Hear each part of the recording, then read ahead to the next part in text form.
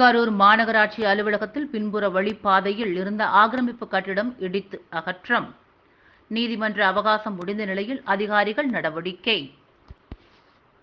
கரூர் மாநகராட்சி அலுவலகம் ஆசாத் சாலையில் அமைந்துள்ளது.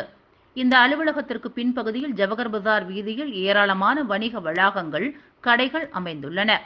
குறிப்பாக மாநகராட்சி அலுவலகத்திற்கு பின்பகுதியில் அமைந்திருந்த பாதையானது பல ஆண்டுகளுக்கு முன்பு அடைக்கப்பட்டு அப்பகுதியில் சில கடைகள் செயல்பட்டு வந்தது. இந்த நிலையில் நிர்வாக காரணங்களுக்காக மீண்டும் புறவழிப்பாதையை பயன்படுத்த முடிவெடுத்த மாநகராட்சி நிர்வாகம் அப்பகுதியில் அமைந்துள்ள கடைகளை அப்புறப்படுத்துவதற்காக வாடகைதாரர்களுக்கு கடந்த சில மாதங்களுக்கு முன்பு நோட்டீஸ் அனுப்பியது. அவகாசம் முடிந்தும் கடைகளை காலி செய்யாததால் கடந்த 2 மாதங்களுக்கு முன்பு ஆக்கிரமிப்பில் இருந்த 2 கடைகள் இடித்து அகற்றப்பட்டன. ஆனால் ஆக்கிரமிப்பில் இருந்த மற்றொரு கடையின் வாடகைதாரர் உயர்நீதிமன்ற மதுரை கிளையில் வழக்கு தொடர்ந்தார். அந்த வழக்கை விசாரித்த நீதிமன்றம் 3 மாத அவகாசத்திற்குள் கடையை காலி செய்துவிட்டு மாநகராட்சியிடம் ஒப்படைக்க உத்தரவிட்டது.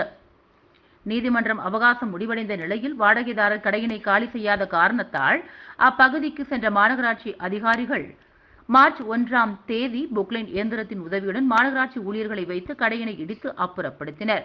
இதனால் அப்பகுதியில் சிறிது நேரம் பரபரப்பு ஏற்பட்டது.